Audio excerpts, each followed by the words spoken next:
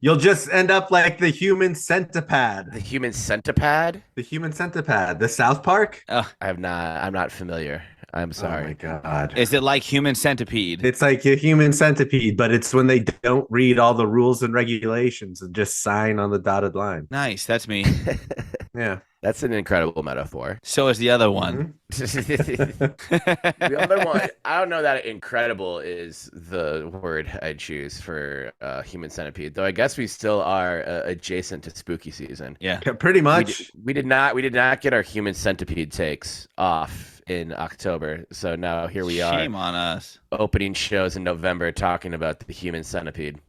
The human centipede is less weird than calling a timeout with 2 seconds left when you're down and the other team has the ball. Oh man, that's one of the weirder things that happened on Saturday night, but I don't think it's the weirdest thing. There's so many weird things that Dion did in that game, and I'm excited to get into all of them. I shouldn't be laughing at the other one.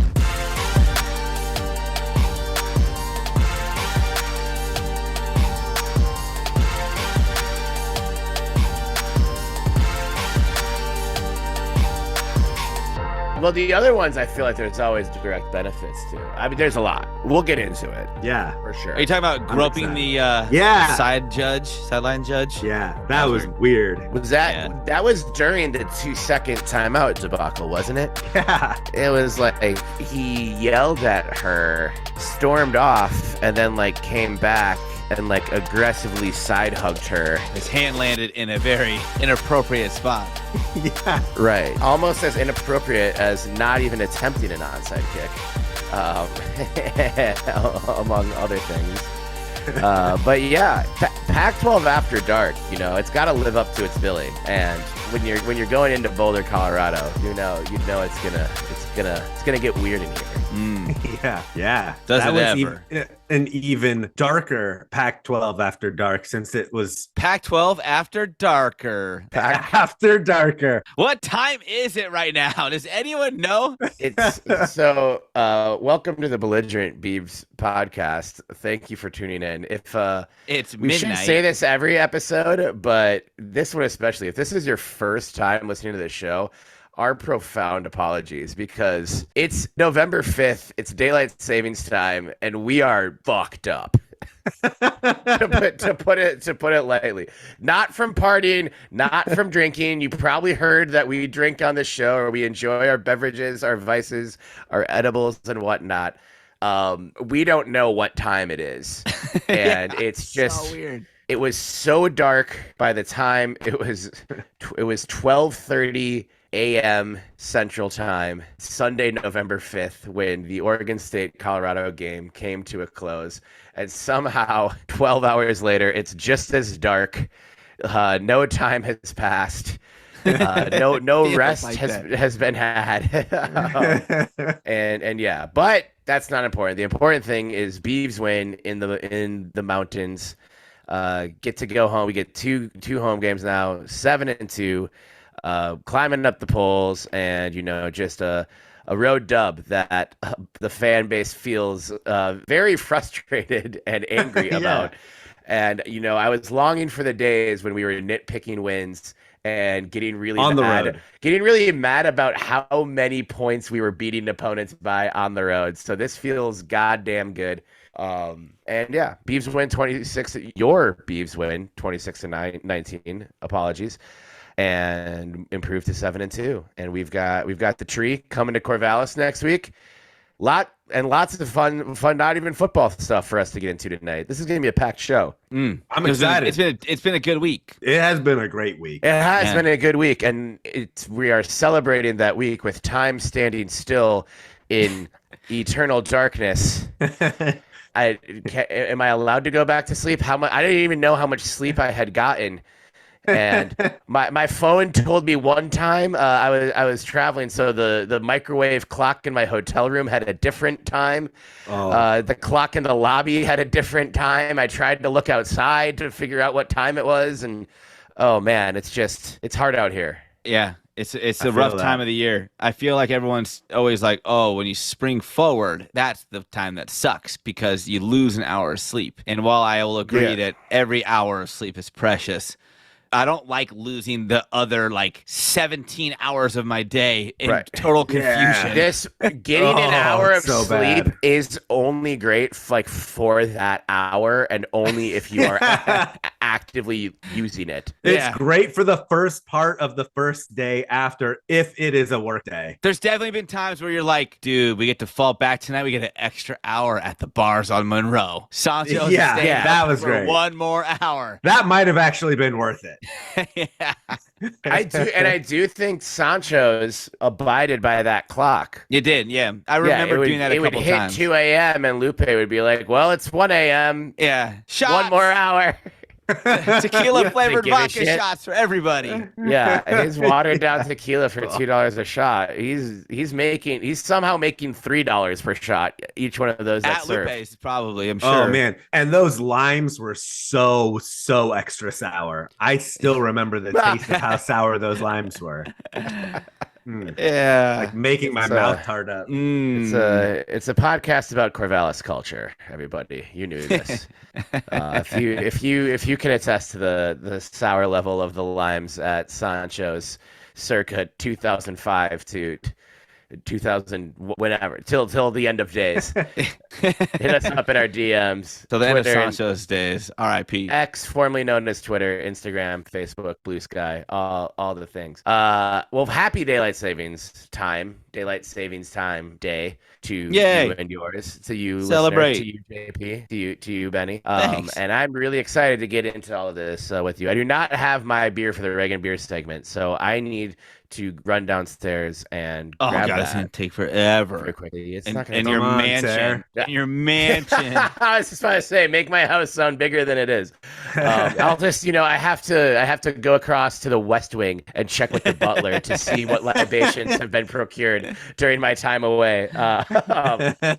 I'll be right back. You two spend 45 seconds talking about literally whatever you want. That's just the magic. That's the magic of editing. We're gonna make it seem like it's 45 seconds, but really, this is gonna take Terry 15 minutes. Like, what is our plan for the Washington game? Because you're going, right? I'm going. I'm going sure too. I'm I going. just bought my ticket. Nice. I have tickets. Yeah. And I have enough, I think, for the family to go. So it kind of depends on the kick time and how and where we're staying. If we're not staying, come on, Caleb. I need your help, bro. You got to hit me up if there's any openings at the Garden Inn. I need that insider information. As soon as you get that cancellation, shoot me a DM. There are some actual availabilities right now for hotels. So if anyone's looking, you can still grab one. I think people are starting. Maybe not by the time you're listening to this, but while we are talking about this, no, they're possible. Back. I looked weeks ago. There was nothing. It was all booked up, and there's like 1 room available, 3 rooms available in Corvallis, not the Garden Inn, but the Marriott downtown and dude, I love that the Marriott. Comfort Suites, the fancy hotel with a double-decker lobby. Oh, yeah, dude. If I was a Corvallis hotel, I would push all my chips in on Oregon State winning next weekend and then put all of my rooms on the market. I feel like prices are going to go up so much if we beat Stanford and we're going into that game against Washington. As what we'd probably be a top 10. So prices are about to go up. Get your tickets now. I was surprised to see us move up 4 spots. We talk about how little rankings matter on the show a lot, but it's still kind of fun to react to it. And also it matters when we like what's happening with them. Because I was like, well, Notre Dame lost, so we're for sure going up 1. And honestly, there's been a lot of difference over the last number of years in the CFP rankings and the AP poll. But when the CFP rankings came out for the first time this season last week, it was pretty close to the AP poll. So I don't know, of course, this is all like hypothetical stuff, but I'm like, if we're 12 in the CFP rankings, and then I'm just like sort of thinking ahead to next year when there will be 12 teams. I know it's not just the top 12 in the rankings that then go to the tournament, but it should be. And so it's just kind of like, oh, damn. And I know Stanford's been playing pretty good football, and especially on the road, and we'll talk about them. But yeah, Benny, I hear what you're saying. If we take care of business, you assume Washington will as well. Yeah, it's a showdown in the top 10. Yeah, it's gonna be a banger. Undefeated UW then potentially. One thing about the rankings though, like the number to me doesn't really matter. I mean, who's to say we're not better than Louisville or Ole Miss or even Penn State or Bama? Right. To be honest, I'm only calling Ole Miss Old Miss until they rank us ahead of them. Yeah, I like that. I'm gonna die on that. Deal with that, Kiffin. Yes. Yeah. But one part of it all that I find that I appreciate at least is that we are the highest ranked 2-loss team in the country. So I think I think there's been a lot of people who've been worried about Wazoo's performance as of late after their bye week, which has not been pretty. What's going on with them? Yeah, we don't need to get into it, but I'm just like, there's a lot of things flying around on the internet, but I don't know how much of it's worth even digging into. Right. But there's a lot of people who are worried, like, oh, that's just an ugly loss. That was just a bad loss now. Like, it looks terrible on us. But I think what happens is these voters don't really look back, like, where these losses are now. Sure. They look at where they were then. They still count them like, oh, yeah, they lost on the road. Especially when it's a top 25 team. 3-point loss on the road. Yeah, and Arizona climbing up, too. It's the same kind of thing. Good. We said they were good. Yeah, it's respect, and I like the respect that like people are like look at our 2 losses and understand. Hey, they could have gone the other direction very easily, and those were against decent ball clubs at that point. Right. Like we don't allow ourselves to be inspired by 5-star podcast reviews. We said at the jump we were going to make the show whether people liked it or not, and if no one listens, hey, it's just a way for us to hang out on Zoom every week. So there's not really. This is if you're thinking about starting a podcast about anything, just do it. the net loss isn't really a threat. It's like 3 hours. We love 5-star reviews when we see them. And I normally plug this towards the end, but this is a great time to be like, hey, if you haven't given the Belligerent Beavs a 5-star review wherever you get your podcast, now would be a great time to do just that, or share the show with a friend. Because we're about to get into some topics. Let's go. Several of them. Speaking of stars, how many stars was Aiden Childs? 4, but he should have been 5. Yep. Should have been 5. Yep. And he's looking like a 5. He's playing like a 5-star whenever we get to see him play. I think to tie it back real quickly, if you're thinking about giving us 4 stars, think of Aiden Childs and give us 5. The person who could have given Aiden Childs 5 stars but didn't now wishes they could give Aiden Childs 5 stars. Yeah. You can help reverse that mistake by giving us 5 stars on Apple, Spotify, Google Podcast, or whatever podcast mediums that happen. And just tell people about the show. We're here every week. We do Twitter Spaces sometimes. We kind of co-hosted one with Digital Dam, like impromptually, which is not a word, but fuck it.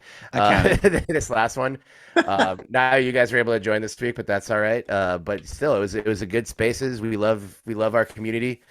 And yeah, it's been a really fun fall to be a Beaver fan, despite all of the uncertainty and all of the negativity that's out of our control. But the team's playing well, and got some big games coming up. Big games that we could only dream about 5 years ago. Yeah, that's what I think. We should put this in perspective again. Like, there's been so much turmoil and all the things that went on through the summer and early fall. Can we just appreciate this season so far? And like, I can. I could fall asleep at any second because it is perpetual darkness and I'm old and tired, but I'm very happy right now. Yeah. But like, these games are so important. And like, that's huge. It isn't just the showdown against Oregon, the Civil War is going to be fun because it's important. Right. It means a lot to the community. But like, every game from here on out matters. And one of them hopefully isn't going to be too difficult, and it's at home. One is going to be very exciting at home, and one is going to be like probably our ultimate most test, important day of all of our lives. Yeah, on the road. And the fact that we have that at our disposal right now is so appreciated. I'm so appreciative of that. I mean, like 2 years ago, we weren't even in this position, not even dreaming of it. So. Right. Like, to take a second, take a breath. Don't add any more negativity to it all. Take a breath anyway, even if you're in good spot. It's always I was texting with Andre, and he's like, I've been on the timeline tonight. What's happening? So I go and I look on, and I'm like, why is our For You just full of negativity? And granted, I missed the first half ish of the game last night. You're doing dad stuff. Yeah, at my kid's school auction. Shout out Castaway in Northwest Portland. We hosted it there. It was really fun.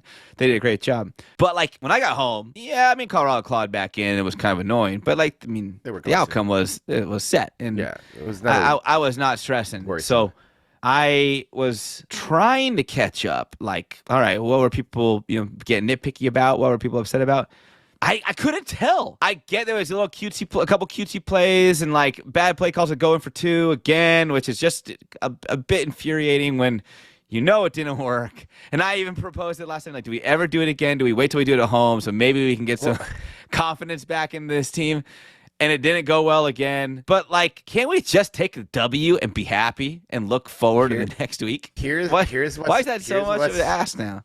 Here's what's happening right now. And as someone who I can confidently say has come out on the good side of this in real life recently, I think this will land. And I think you and many, many of our listeners have been through this as well. This is when you finally start dating that person you're like really into and really excited about. And it's going well. It's going too well. Like it's never gone well before. Why is it going well? You're just waiting for the other shoe to drop.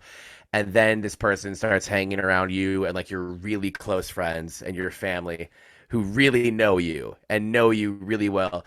And then they just start sharing like all of the embarrassing stories about you and the dirt and like the things that make you that you like want to freak out about. And you're just like, God, no, they're going to hate me now. What the hell? Why would you? And it's just like, dude, they like you. They really good things are happening for you. It's fine. Don't worry. It's going to be okay. You're good. You're good. And we're good. And we deserve this. And we deserve nice things. And we're just still in that early stages of being like, no, we are being fucked with. And something really bad and painful is on the other side of that door. And we can't bring ourselves to accept it. So we have to just be ready for it and absolutely like criticize every little thing that we can and dissect every small like little bit of negativity or anything that doesn't go right. I get it. We get it. It's human nature. But we've got a pretty good football team, gents. Yeah. And we're in a good situation. You got a good football team, Beaver Nation. I just go back to the dark days and wait, literally or figuratively, because it has both. Been dark Today for 37 hours. Both. Yeah. Both. In mid-November in 2016, 2023, I remember November 5th, sitting on the couch, wishing that Oregon State was playing in one of these games that meant something. And I think to a lot of people, like that anxiousness and sort of newfound excitement comes out in the form of like that's how it comes out in the form of. But right. To that point, like taking a step back, taking a deep breath and just realizing like we are now that team. We are the team that other small market teams aspire to be. And you add the fact that we're getting shoved to the side in a year that we have one of the most talented teams. I mean, fuck, like sit back, enjoy it. There'll be ups, there'll be downs, but like we will remember the 2023 football season 4 years to come. Right. And if you're the type of person who just has to be mad all the time and just has to be angry and can't enjoy anything, I've got good news for you. Basketball season starts tomorrow. You'll have plenty to keep you busy. Theoretically, this is a reverse jinx. Nice. But anyway, we need to get into the meat of this show here. Thank you again, listener, for tuning in to this, the 115th episode of the Belligerent Beavs Podcast, which we are recording on this fine, chilly, dark Sunday, November 5th at 8:20 p.m. Pacific time, 10:20 p.m. Central time, and all systems are firing. If you are new to the show, thank you for tuning in. Hope you're enjoying it so far. This is something of a variety show with a heavy Oregon State lens, and we got a lot to get into, of course. And one of those things we got to get into is the weekly Reagan Beers segment, where we go around the room, raise a glass, raise a can, raise an edible, raise a blunt, raise a chocolate, raise a something. Whatever your vice is, and listeners, you can follow along with this as well. And then we cheers to something a member or a team or just a factor of Beaver Nation. So I request to choose the person we cheers to. Oh, okay. Due time. All right. Would you I also like wonder to who go? that's going to be. I think Mask on. Mask on, baby. Which isn't a COVID thing. I need to clarify that. It's completely unrelated to COVID. If you want to wear a mask because of COVID, do you? But yes, I now know exactly who Benny wants to cheer to. Benny, would you like to go first? Actually, we normally don't go first with you because you rarely have a drink as your vice of choice. But would you like to start us off in the Reagan Beer segment this evening? Sure. No veering from the normal path. I did smoke some purple Urkel before this, and I honest to God thought maybe I smoked too much because I was indulged too much to be able to reasonably be on a podcast, or it felt that way at last 7:45 when we started at 8. Oh, nice. Yeah, but I came through. I'm nice. here. So good thing Sarah was on last week. Right. Yeah, that's true. Stressing. Oh yeah. The purple Urkel, which I have not had the pleasure of experiencing for myself, but the purple Urkel is from one of these weed companies, correct? Yeah, from Steve Urkel. Right, yeah. But so how? There's Steve Urkel. Steve Urkel also had his alter alias or counterpart, Stefan Urkel. Yeah. Does this same company have Purpell Urkel? Oh, anything like that? No, but we could create a rival company and have that one. I don't know if I'm ready to get into that, but if whatever company of choice this is for yours, if they're looking for new flavor names or just conventions, that's a nominee. That would get at least a little bit of money from this very seldom smoking Midwesterner. I'm sure that's their target demographic. Yeah. Hey, and Oregon State sort of full circle here. Gary Payton just opened up his new, well, not just, but he has a line of weed up here as well. So shout out Gary Payton for diversifying. Yeah, we had an anonymous shout out Gary Payton listener we had an anonymous listener though who may or may not also have their own podcast who let us know that they got some Gary Payton, and unfortunately wherever their label was printed did not show the man his respect because they didn't even capitalize the P in Payton on the label. Right. Yeah. What is the name of the weed? Just Gary Payton? Yeah. That's fucking awesome. That is pretty awesome. Someday to be famous stuff. So Gary Payton, what's your weed going to be called? Gary Payton. Yeah. What's your son going to be called? Gary Payton Jr. What about your second son, Gary Payton II? Of course he named his weed Gary Payton. There's never been anyone that has loved two words more than Gary Payton loves Gary Payton. No one has ever been cooler than Gary Payton, so I guess it works. Why would you name it anything other than Gary Payton? You can't get better than Gary Payton. Right. If it ain't broke, you gotta roll, baby. True. Roll. Yeah, for sure. All right, JP, are you smoking Gary Payton in place of the normal usual believe it or not, Gary Payton opened a brewery down the street from me. It's called Gary Payton, and he's got 6 different beers on tap, all called Gary Payton. You don't know which one you're ordering. Yeah. Oh man, we're just coming. Gary, hire us. Let us just start businesses for you. We have the perfect name. We sit down at a board table with him and his agent. I think you're gonna love this, Gary Payton. Don't worry about the business proposal. I can see him nodding now. Yeah. What do you guys sell? Doesn't matter. We're naming everything Gary Payton. Right. It's going to sell like crazy. No problem. I actually did venture to a brewery down the street from me. I went back to Great Notion today. There you go. I picked up a couple Sixers. Would you believe it if I told you that this is a double dry hopped IPA? I would. It's been a while since I had a double IPA on the show. It's been like a year. So I'm back on the wagon. Yeah. This is called Hayes Division. And one of the things I noticed was interesting about Great Notion lately, I was looking at all the beers to try to figure out which one to get.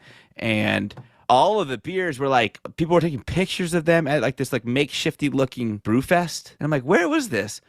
and I realized that it was in England. They were like in England doing a brew fest, and no wonder it looked a little odd. But this one, it was a collab. They made a bunch of different collabs with like English breweries, and so this one is a collab with Track Brewing Company in Manchester, and I just love it. Like, they're, even if you look at the address of these places, like Unit 18, Piccadilly Trading Estate, Manchester, M1 2NP, Greater Manchester. Wow. I would never be able to find that place on a map. Have no idea. But wow, it is a really good hazy IPA. So shout out Great Notion, and shout out Track Brewing Company in Manchester. In Manchester. I don't know what Piccadilly means. Piccadilly Trading Estate, man. That sounds like a fancy spot. Well, because Piccadilly Circus is like that famous street in London. I was gonna say it sounds like what Aiden Childs did to the Colorado defense. Piccadilly. He Piccadilly'd them. Yeah. Right. Doesn't that sound like the right? Yes. He turned that defender's legs into Piccadilly. Yeah. Okay. He Piccadilly those defenders as he split them crossing the goal line. Yeah. And when he played pickup baseball with his neighborhood friends in his childhood, he Piccadilly'd the Beast. Pickled the Beast, get it? Yeah. No, actually, today I woke up for some reason. I thought I need to watch Sandlot, but I didn't. But I had it on my brain. Maybe because I was very confused why I was like awake at 7:20 this morning. Like, did I sleep in today? It's a good dude. Me too. Baseball movies, like it's cold, it's dark, it's dreary. Watching a nice, nostalgic baseball movie it's like having a nice big bowl of soup in the wintertime. Mm-hmm. Yeah, I agree. Probably better. Yeah, better. You can have soup while you do it too, just in case. But yeah, definitely. Yeah. Ain't nothing wrong with doubling down. Sandlot. Well, shout out to Manchester and to Great Notion for doing something cool like that. That is Piccadilly cool. Trading Estate. The beer that I have that it only took me 45 seconds to run and get real time or edited time is a Surly Furious, which is the opposite emotion that I feel, but I know. Some people just can only feel furious when they watch Oregon State play. This was one of the first like craft beer IPAs during the craft beer boom in the Minneapolis like craft brewing scene, and it's still pretty big. And I got it in a Belligerent Beavs koozie. Hey, look, I'm drinking out of my old logo. Yeah, me too. But not a koozie. The one pint glass that we ever produced. Well, hell, I drank out of my Belligerent Beavs mug earlier today. Oh my god, we're Let's such go, company men. Oh man, I'm drinking the Kool-Aid out of my Belligerent Beavs mug. Speaking of drinking the Kool-Aid, let's toast and Benny. I know who you want to toast to, and I think this will be a nice lead into our first official gridiron segment. But Benny, why don't you toast the man that I know that you want to toast so bad right now? Man, that dude who is just out there just eating buffalo meat sandwiches. He's him. For snacks out there. He's him. He's the one and only Andrew Chatfield. Toast to that man. Cheers to Andrew Chatfield Jr. Chat, Savage Season, masks on. Masks on. Do we still have that shirt up on the site? I was if it's not, I feel like we could do a redrop. We could do a redrop fairly easily. We have to check in with the supplier and make sure it's all good. I don't know if anyone has had as funny of a post-game interview as Chatfield did after the game. That was salt great. Of the earth. Oh, man. So, Betty, my question for you is Andrew Chatfield is blank. A, him. B, that dude. C, one of those ones. D, all of the above. Oh man, gotta go with D. 100%. He is him. He's that dude, and he's one of them. And one of him. He's one of those. He's him singular. One of those ones plural. One of those. One singular times 3 for how many sacks he had on Shedeur Sanders last night. Yeah, giving him a total of 7 sacks. We want to keep praising Chatfield, of course, but 7 sacks. The most since of any Beaver since Hamika Rashid had 14 in 2019. We talked about ways the defense could continue to level up this season from last season. Last season's defense was spectacular. We lost 3 incredible players in the secondary. We lost an incredible linebacker as well. A lot of, big plays and experience departed the team. And sacks aren't necessarily always related to the amount of quarterback pressure that you create. But one of the sort of, I think, gentle criticisms that we talked about during the offseason was our pass rush, even when it's effective over the last couple of years, specifically for this conversation, the 2021 and 2022 seasons, just weren't getting home on the quarterback enough, like to really level up and like really become like true contenders. Like we had guys who made a lot of plays, guys who were disruptive, certainly in the running game for sure. But sacks are always kind of that sexy stat that make you feel even better about an already really good defense. And for him having 7 through 9 and a bunch of dudes behind him with 3.5 and 3 like a piece, this is a front 7 that has added to their. They had a deep bag going into this season, and they've added to that bag Chatfield most of all, and it just is like a different defense. I still think, when we have had these injuries in the secondary, it hasn't always been as pretty or as clean as we've always wanted it to be. But that's when it's going to happen when you lose 3 guys in the secondary of the NFL. So I'm not trying to say that this is just better than last year already, but I think it shows signs of very encouraging signs of improvement, of adjusting, and also just individually to see Chatfield bloom into this really disruptive pass rusher. When he was a guy who was put on a lot of watch lists at the beginning of the season, and I think he's going to be rewarded for what he's done. And this last game was fantastic. Well, he was supposed to be this guy. That's what we were excited about when he transferred in, right? And like he was, high school, this was the kind of player he was. And I think people wrongfully left him off their radar, given the transfer. He didn't play after transferring. He didn't start like at all last year, except for the one start. And he was also injured for some of the games and like barely got any snaps.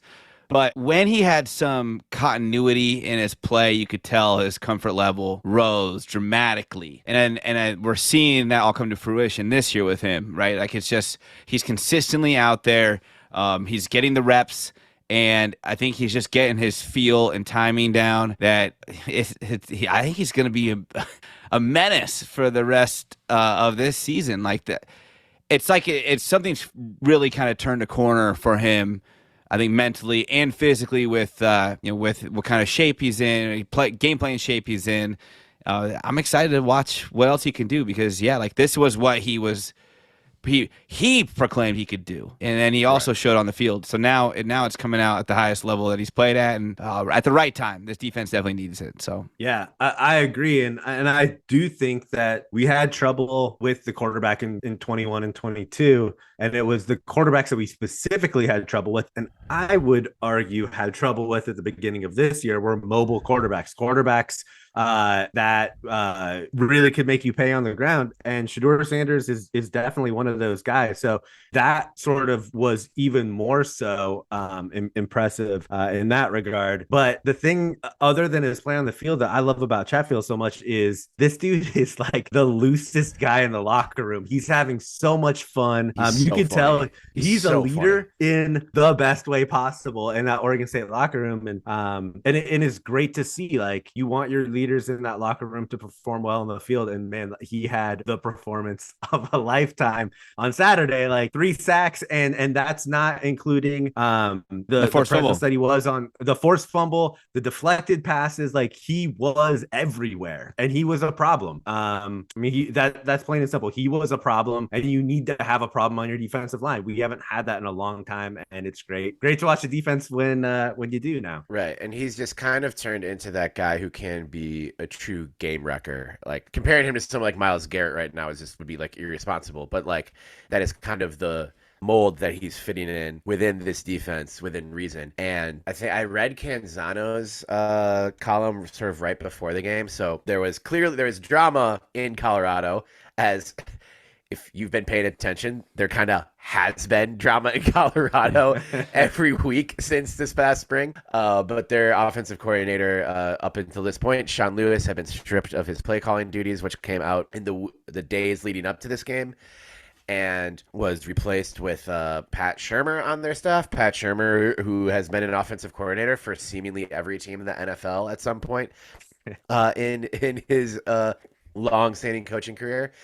And the sort of the thing with Canzano was like looking at the line, and he kind of compared it to the Civil War game last year, where Oregon State, I think we were 2.5-point underdogs every day leading up to it. The morning of the game, I don't know if you guys remember this, we flipped to 1-point favorites, just like, and it was before it got announced publicly, but the reason why was because Oregon offensive coordinator Kenny Dillingham had accepted the head coaching position at ASU and was going to go straight from that game to Tempe to be introduced as Arizona State's new coach.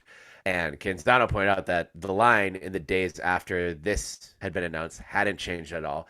But that's still like, if you're Jonathan Smith and you're preparing for this game, or you're Trent Bray, you're any coach on staff, Blue Adams, Anthony Perkins, all of these great coaches that we have. And you've seen 8 games worth of what this team does with Sean Lewis as play caller and its tendencies. And the line staying the same showed Vegas had kind of faith in the Beavs to keep it chalk. And I think Shedeur looked a little banged up.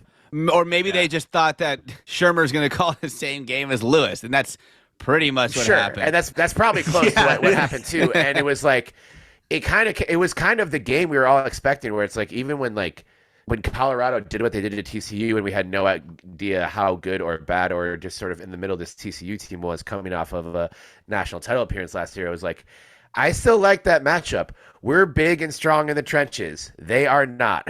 We love to run the ball, have these long sustaining drives. They can't really run the ball. And that was just kind of what happened. We didn't, paint a picture. We didn't look like the greatest show on turf or anything. It was the first time we played on a grass field. Someone on the Spaces pointed out to me as well, which I think has some significance. But it was just kind of like, this was when the teams were 0-0 and we were kind of just going through all of the games. We can look at the official predictions that we made later, but it's like, you knew Oregon State was going to try to do that to Colorado, and Colorado was going to try to offset it with a lot of big plays, work the ball down the field, which they were able to do, but only after it was already far too late, even with us not playing our cleanest game on offense.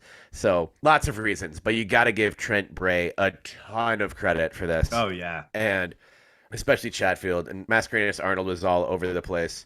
Having Ryan Cooper Jr. back, it just feels like the whole secondary levels up when he's out there. It's just a lot more comforting knowing he's there. He had a great sack, Shedeur got the ball off on that one, but he had an incredible blitz where he came all the way across the field and chased Shedeur down. It was just, especially for the first 45 minutes and then a good chunk of the fourth quarter, this is perfect Beaver defense.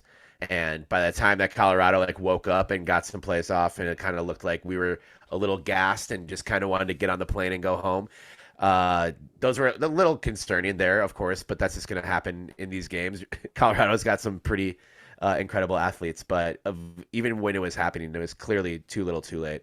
And Dion might want to get your kicker to learn how to onside kick, or at least call an onside kick, because giving the ball back to this offensive line and this group of running backs, you're not going to get the ball back in a close game, my friend. The thing that stood out, or I guess the overarching thing that stood out to me after the game, was in almost every single game this season, we've had one position group or one side of the ball, if you will, really not live up to expectations of that particular matchup. On Saturday, I would say, especially in the first half, it was the running game, where you put 2 balls on the ground and really allow Colorado to stay in the game. And you also have another position group that overperforms and sort of picks up the position group that's not playing up to their level. And it was definitely the defense as a whole, and we saw the front 7 play incredible. But I almost think it was the defensive secondary that lifted up the Beavers in this game. Bray sent so much pressure to Shedeur. There were plays where it was just both corners were on an island, one-on-one with the receiver. And when you have Travis Hunter as a person you have to cover, that's asking a lot. And Bray put a lot of trust into those guys, and they played an incredible game, especially for the first 3 quarters. There were a couple balls that if Shedeur was spot on, it would have been trouble. But I thought as a whole, those guys were asked to do a lot, and they really, really stepped up. And that is not always been the case nor the norm on the road for the defensive secondary. Yeah, good call on. For sure. And then I think where the game really flipped, and I don't want this to be just like us kind of piling on Deion. God knows there's enough Deion Sanders content in the world. But I think the game really flipped late first half. It kind of looked like we had given the ball back to Colorado. They were probably just going to run the clock out. We were going to go into the half with a 7-3 lead. And we were happy to have that because it wasn't our cleanest offensive game outside of that one brilliant touchdown scamper from Aiden. And it was like, we'll go in there with the lead, figure it out. And then Colorado has the ball in the shadow of its own end zone. Less than a minute to play. Throws 2 fast incompletions while we still have 2 timeouts left. Take 0 time off of the clock and have to punt from inside the 10 to Anthony Gould at the 50. Gould still had like 3. I think each time he caught it, it was for a first down. Maybe 2 of his 3 catches were for a first down. But they did a good job keeping Gould and Stylus in front of them in the receiving game, at least making sure that that wasn't the reason that we were going to beat them. But Gould had an incredible punt return from about the 50 inside of the 20 to the 20, and then the very next play was DJ's touchdown pass to Fenwick. It was to the 25, and we got 5 on a penalty, I think. Mm-hmm. Beautiful run back by Gould. It just showed his shiftiness and his agility and just his vision just is incredible. And then that next play, that was such a dime by DJ.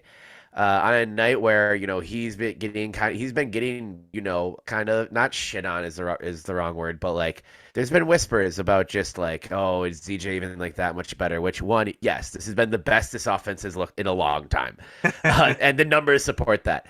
And even on these days where it's like, yeah, we're missing some throws, we're not totally on the same page, and we're just not setting the world on fire. That pass to Fenwick was such a beautiful toss. Was so happy that it happened for Fenwick because he had that fumble that you mentioned, Benny. Mm-hmm. We don't really worry about Fenwick or Martinez putting the ball on the ground. For them to both do it in the same game and emerge unscathed is fantastic. But then also just for Fenwick, playmaker that he is, to be on the receiving end of that. And then we go in 14-3.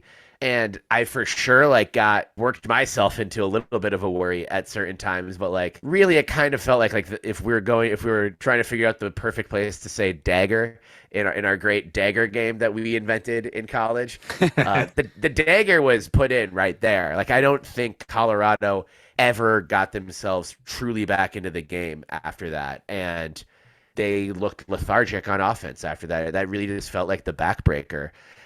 Which, thanks Deion for the weird coaching decision, but you still got to execute. And it was a great punt return and then a great offensive play by the line, by DJ, and by Fenwick to make Colorado pay, and then to go in with a 14-3 lead instead of a 7-3 lead. And I think that made a just huge world of difference in how the second half would be dictated. Yeah. I thought that agreed. You needed that score at the end of the half. Oregon State outplayed Colorado in what felt like every aspect of the game in the first half. So if you went in 7-3, man, you're just like leaving the door open for Colorado.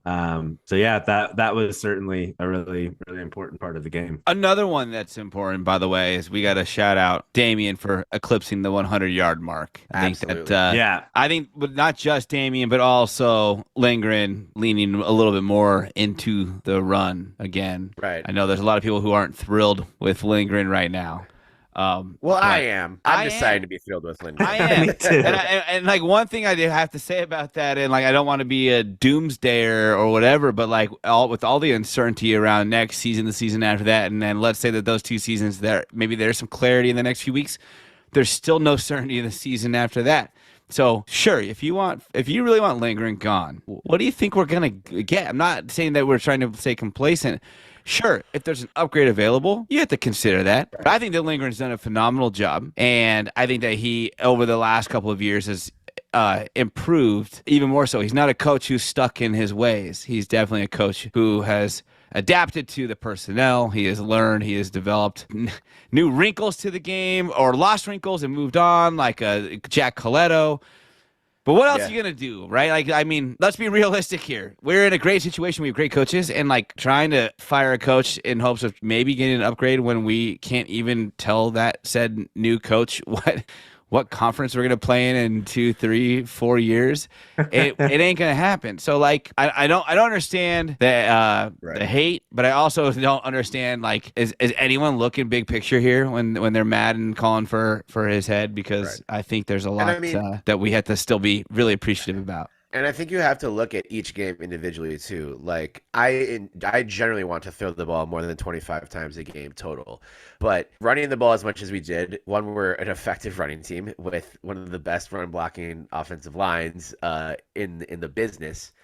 And yes, it's conservatism, but also when you look at the team you're playing, you benefit more by winning the time of possession battle, keeping your offense on the field, having these really like long sustaining drives that end in whether it's a touchdown or Atticus Sappington field goals.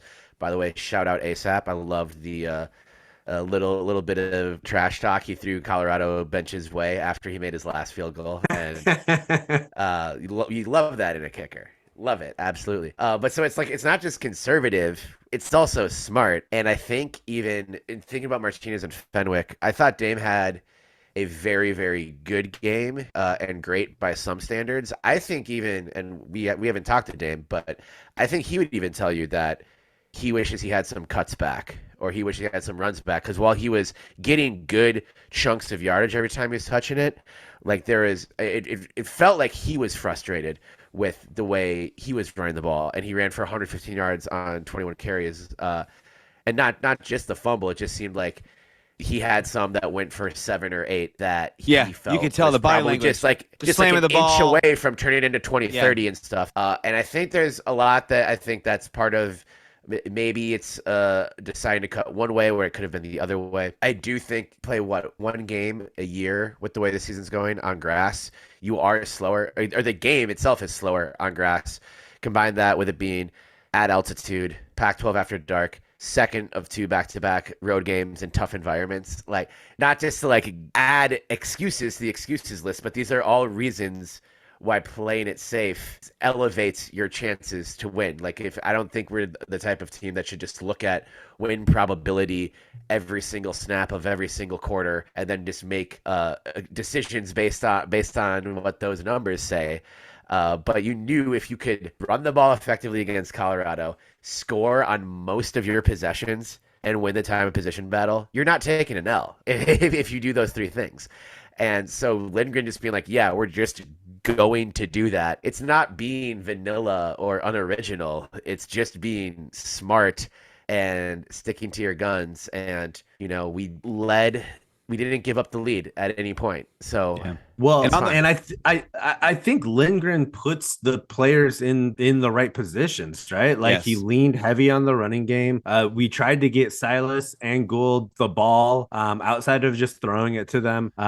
He is trying to get the right players in the right positions, and sometimes that looks pretty and other times it doesn't. I thought that he managed the clock specifically very well, and I think that went a long ways into getting us in the position where we could just really grind it down. I think we had a 7-minute drive at one point. So I mean that's exactly where you want to be in the second half.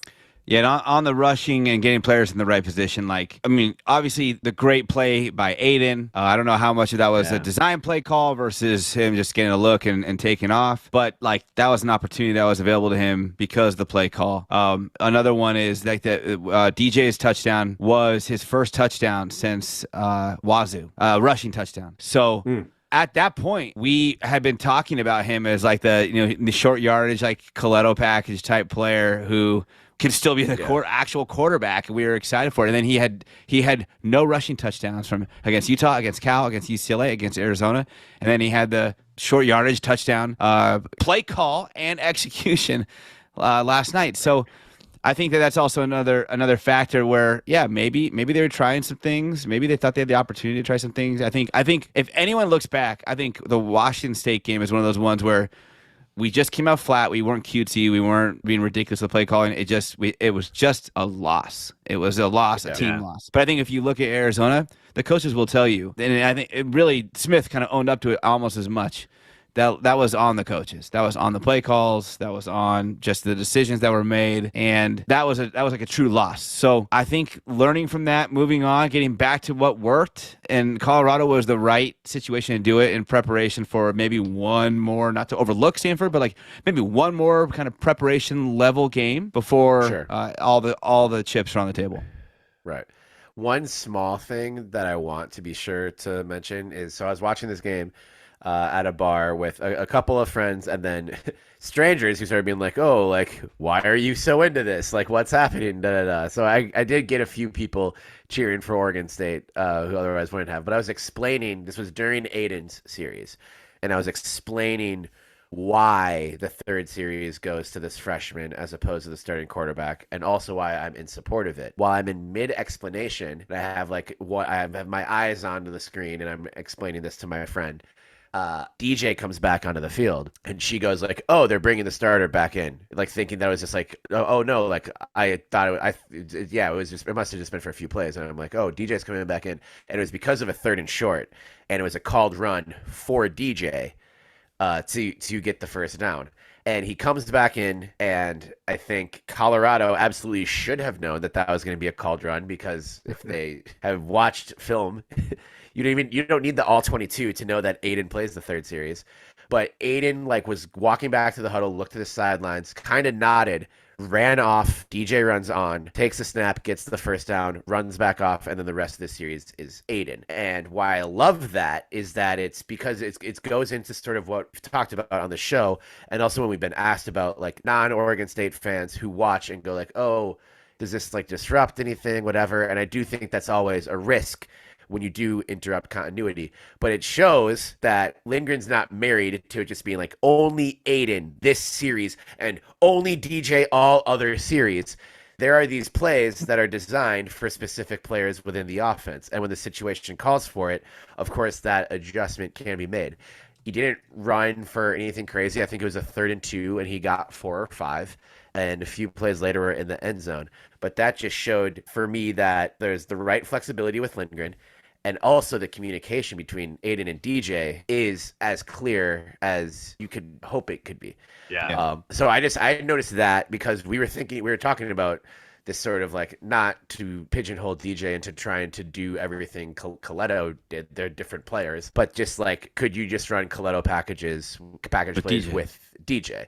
Yeah. And I think you can. Yeah. I think that may have been we could ask Lindgren, and we'd get sort of the coach lingo about all these different things that happen, whatever. But it was a play out of the shotgun. There was, he kind of did a little dummy fake, he could do a sprint out or look for a throw. But that looked like a very clear design run play. Yeah. And it worked. And then DJ got right off the field, and Aiden came back on, and that was the best drive of the first half. Yeah. Yeah. It's interesting. I mean, with DJ, I think he's played, he hasn't had a game where he's just been not good. He's been consistent, and usually it's been good enough. And I don't think that you shy away from that at all, because he's a big part of recognizing when people are in those right positions. But you see Aiden play, man, and it's game after game after game. And you want to get him reps without taking reps away from DJ. It's a good problem to have, but you see the skill set of him. And I was trying to think back of when was the last time that the third drive of the game didn't yield points. Yeah, it's been a while. Right. Yeah, maybe that point. game, because there's a game where he there were some fumbles and then he got sacked, and I think that was that Reeser, if I'm not mistaken. I think Utah. The Utah game was a little rough. We didn't score against Utah. Yeah. When Aiden was out there, but the games since then, because for sure this game, obviously, and it got points at Arizona. And he had that touchdown to Velling against UCLA.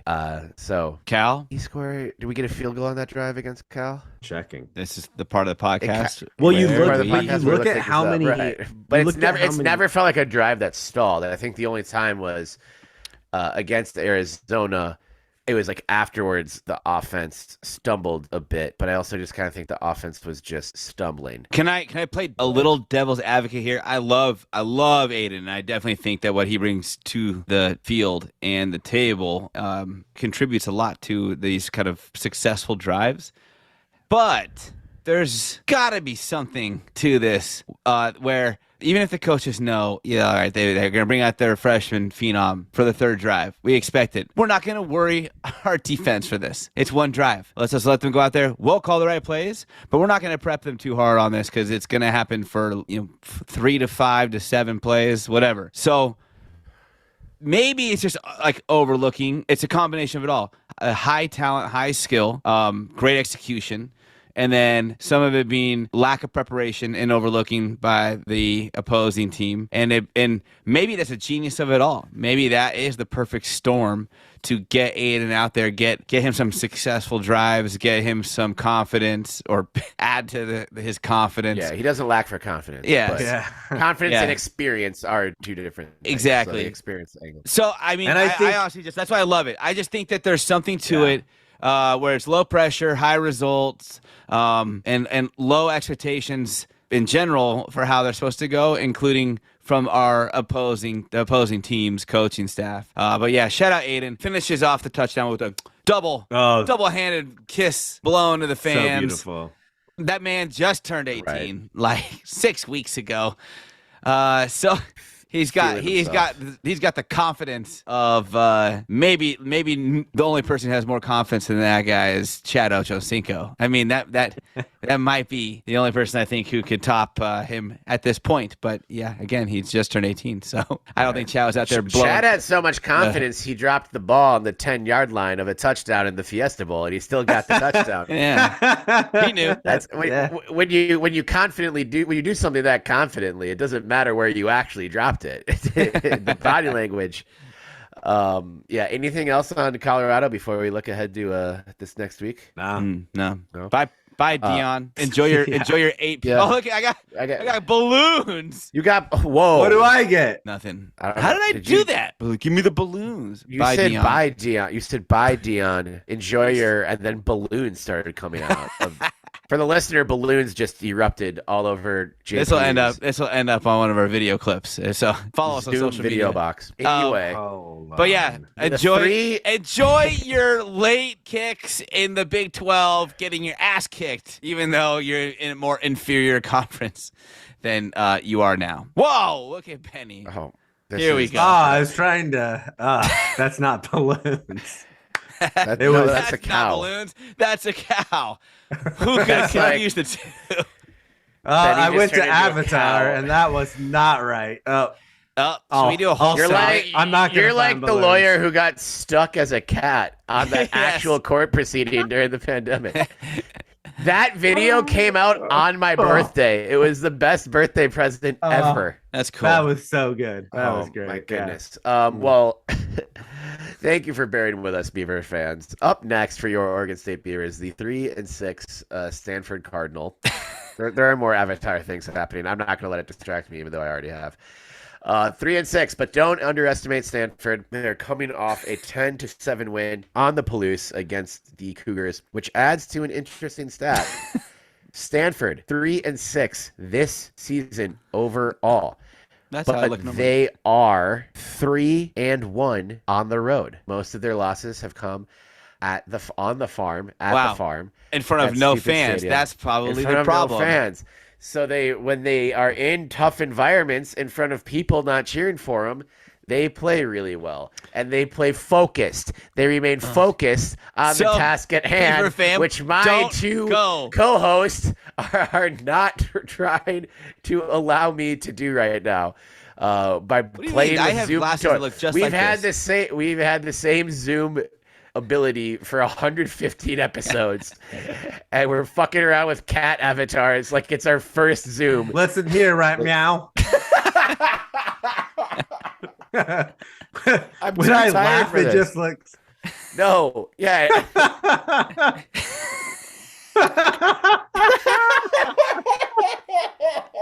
Oh, so funny. Can you hear me, Judge? I'm here live. It's just it's just I'm not a cat. And then the guy's like, I know you're not a cat. It's a filter.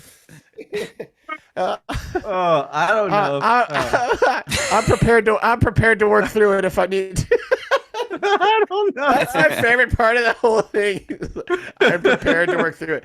Now you're like a funny little lion. Oh my God, Dude, Betty, I'm stuck. I'm sorry. Are you actually stuck like that? I don't know. Oh my God, JP, this one has to make the YouTube or the.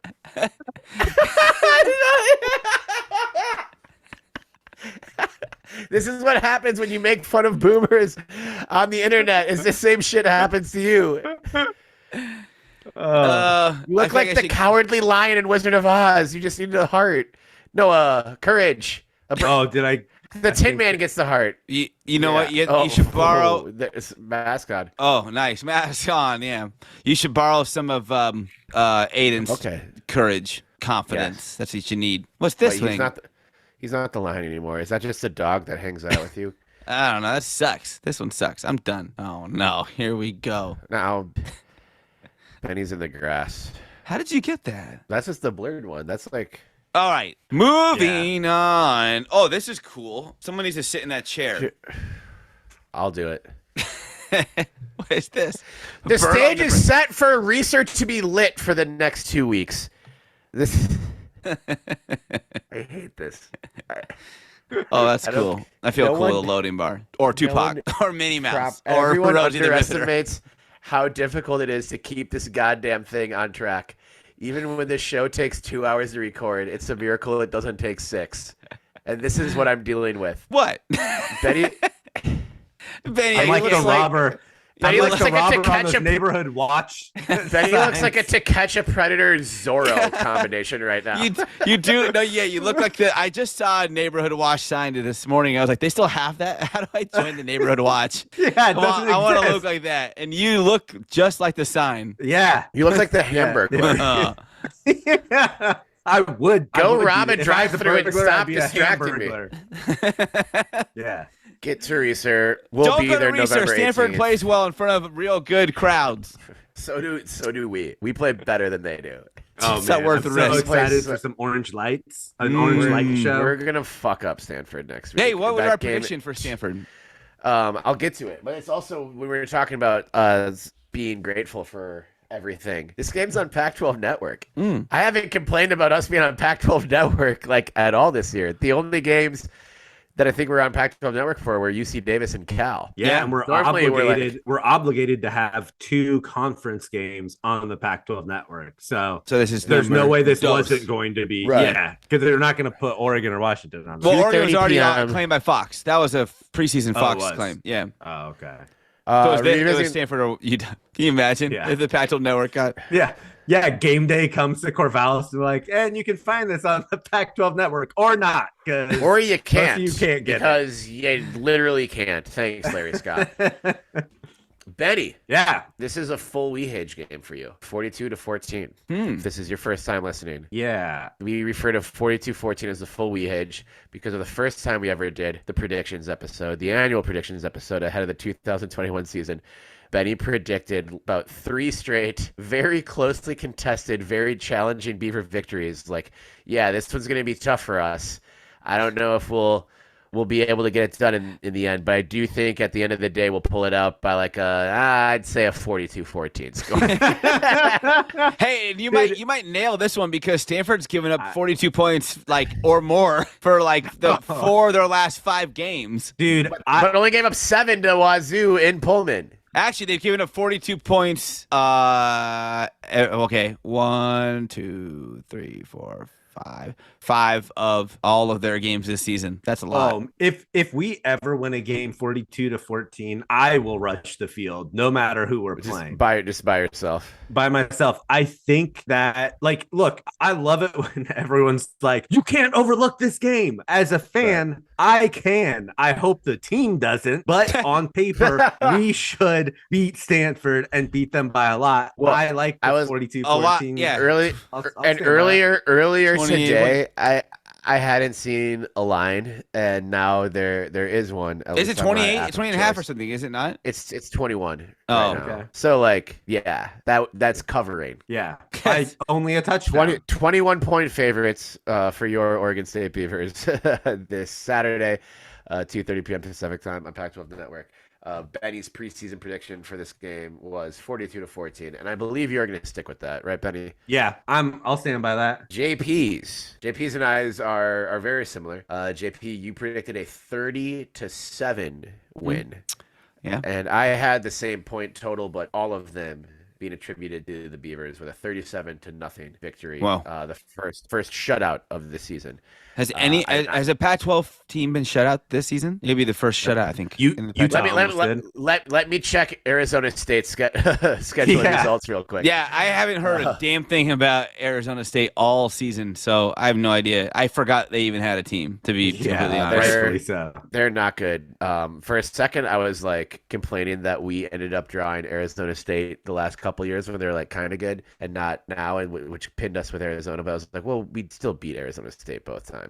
So it's not like it changed much. I think by a lot last year too. Yeah, we beat their ass last year in Tempe.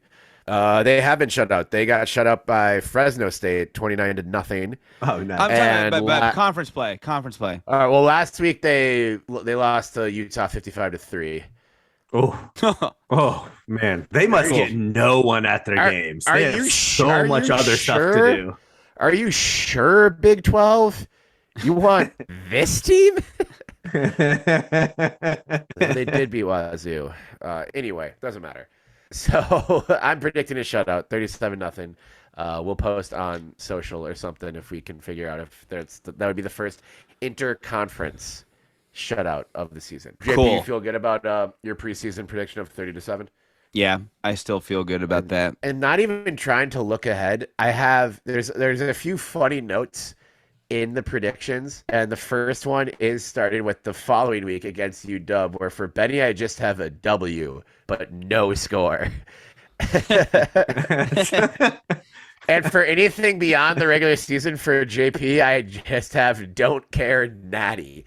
I think we were trying to wrap up. Yeah. I think that was a very, very long episode. Yeah. Well, all right. Longer than our normal episodes. Yeah, sometimes co-hosts just start fucking around with avatars for an extended period of time. Yeah, well, blame it on. Sometimes I have to go to the farthest corner of my McMansion to find a beer in the doldrums of my living room sized fridge, JP.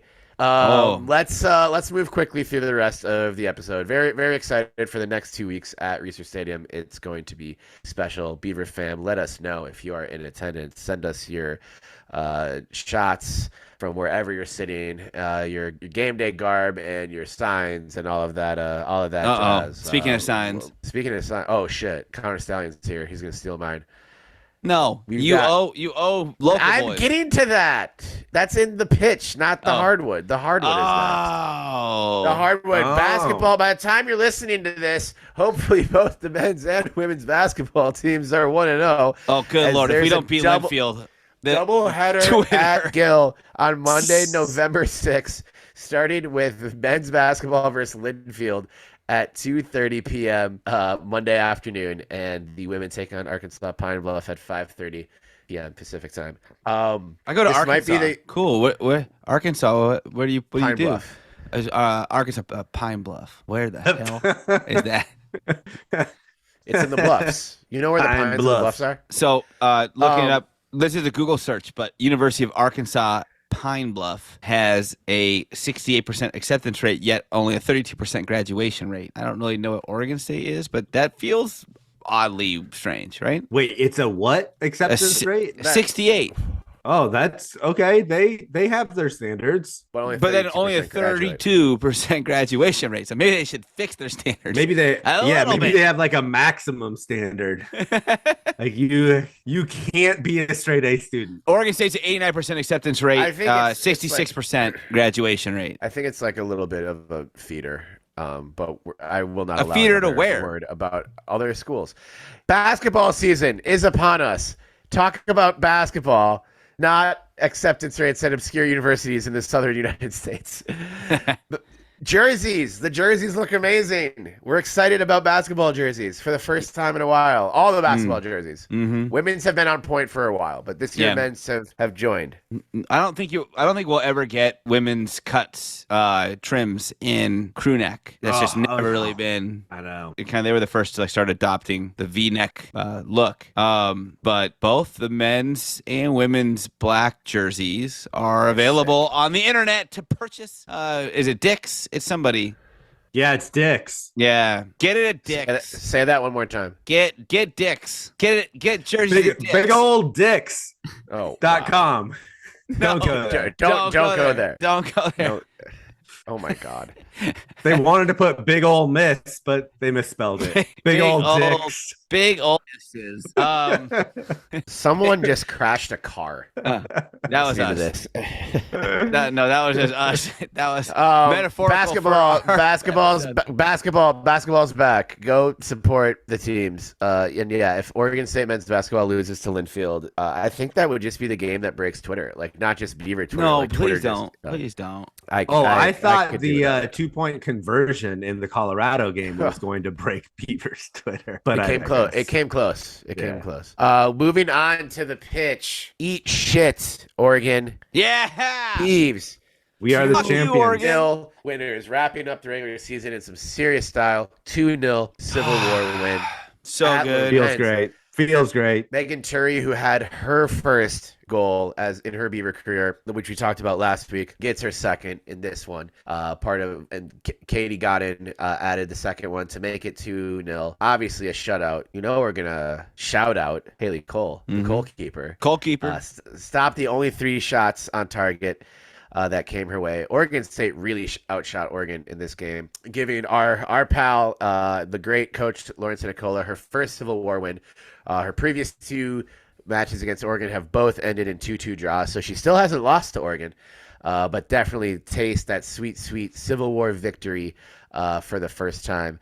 And very, very big shout out to my man D Sharp, who took the offer in last week's episode to heart, showed up to the game at Lorenz on Friday night with the sign that said, "Go Beavs, chop 'em, Haley Cole, the Cole keeper."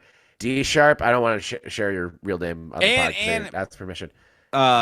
He had a frenzy at Paul Lorenzi. And said frenzy at Paul Lorenzi, and was wearing a sweet Oregon State luchador mask. It was pretty sick. We will D Sharp, your local boys gift card is on its way to you. Well deserved. Happy eating. Thank you for supporting the Beavs and supporting the show, and for continuing the legacy of the Cole keeper. Yes. Oregon State's own Haley Cole. Speaking of Haley Cole, one of 10 seniors, I believe, who were honored on this day. And I want to just give a shout out to each of them. Where is it? Oh my God. Okay, here we go. Oregon State honored 10 players. This is from OSUBeavers.com.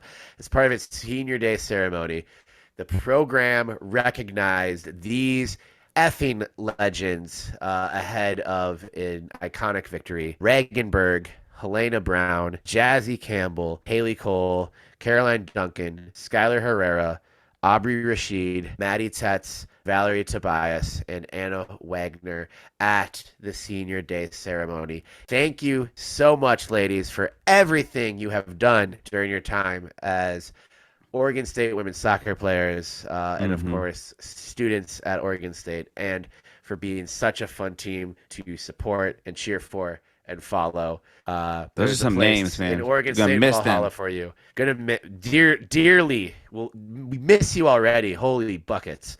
But thank you for everything. And what's a better way to go out than with a 2-0 win over the Ducks?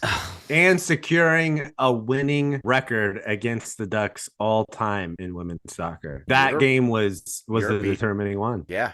Great job. Enjoy flying to Rutgers, Oregon. Yeah. Commercial. It's going to suck. Yeah. Hey, if you want to play for a good West Coast program with a great coach, you don't have to transfer very far. You know where to come. But we won't want you anyways. Sorry. Yeah. We're going to take a year. Sorry, asses.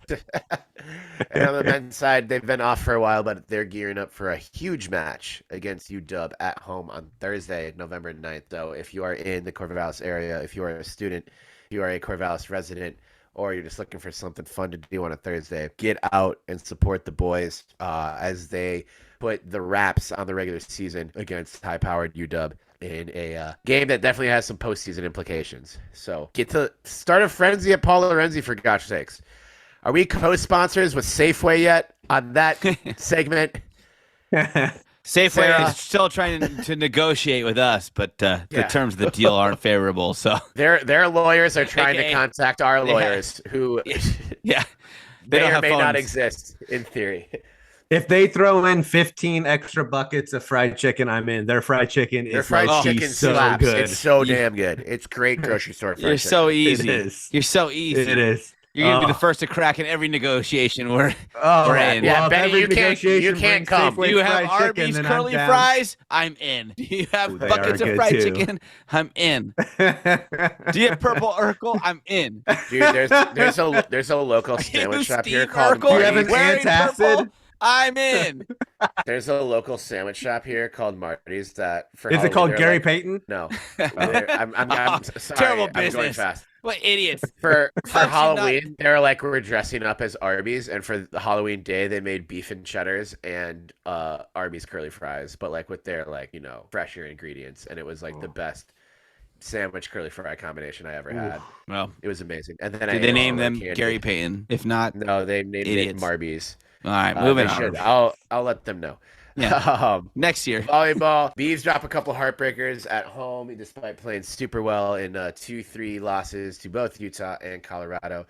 They've got the Bay Area schools and the Arizona schools on the road before they wrap up the season at home against UCLA and Oregon. I believe they also celebrate Senior Day as well, just because that final game against the Ducks does fall on Thanksgiving weekend. I wanted to make sure that as many families and fans could attend. But if you're going to be around, I assume you're going to that football game in Eugene on Friday. Get to Gill for the volleyball game on Saturday. But yeah, so six more matches left in what has been a thrilling and pretty remarkable first year of the Lindsey Bohannock era.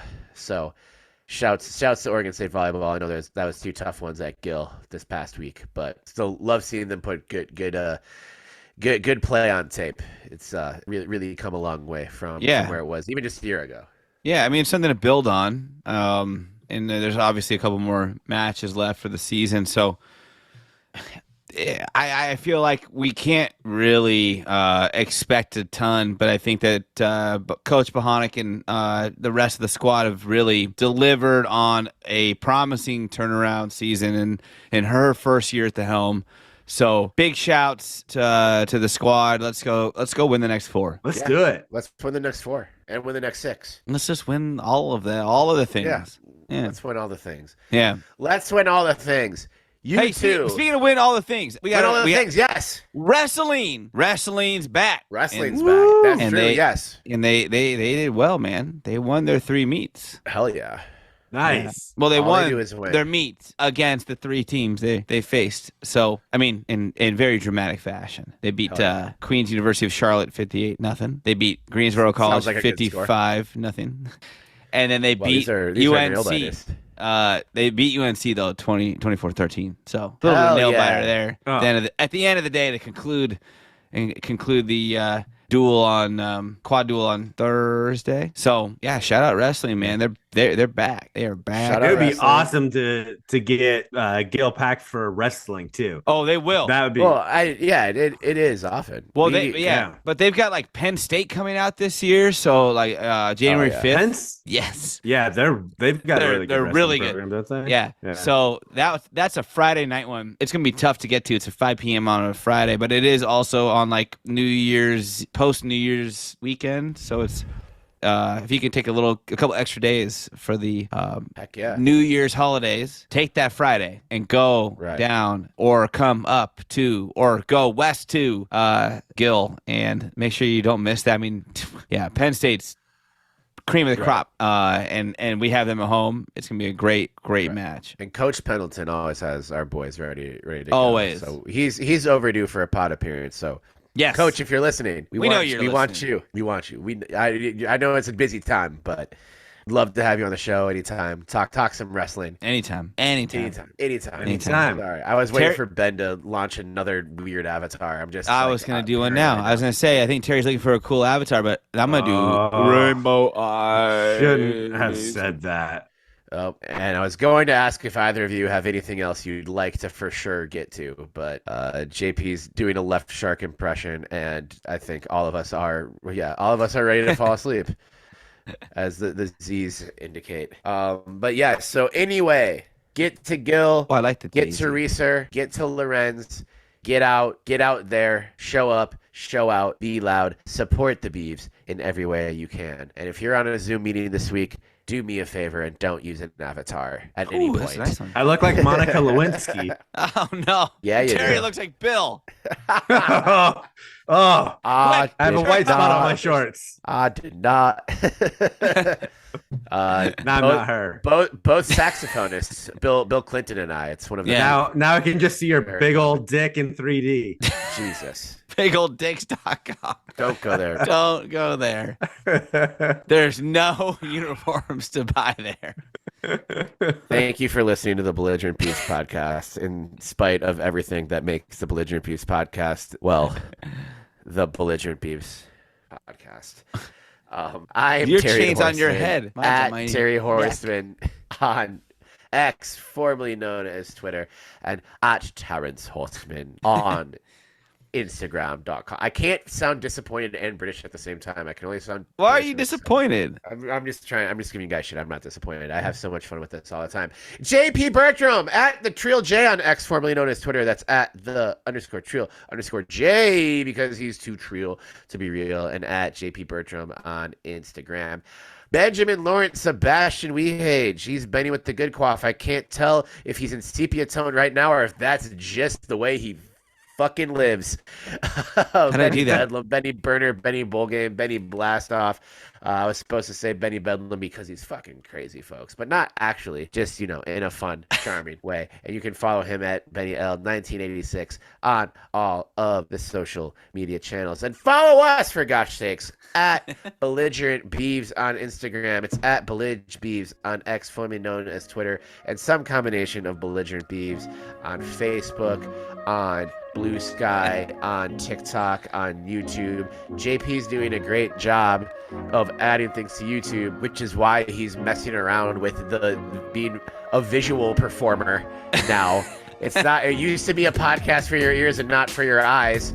So thank God Benny's actually wearing Oregon State stuff on this episode of the Belligerent Beavs Podcast. He's trying so hard to make it. Episode 115. Benny can't do the balloons. You can't do it, Benny. So stop trying to do the balloons.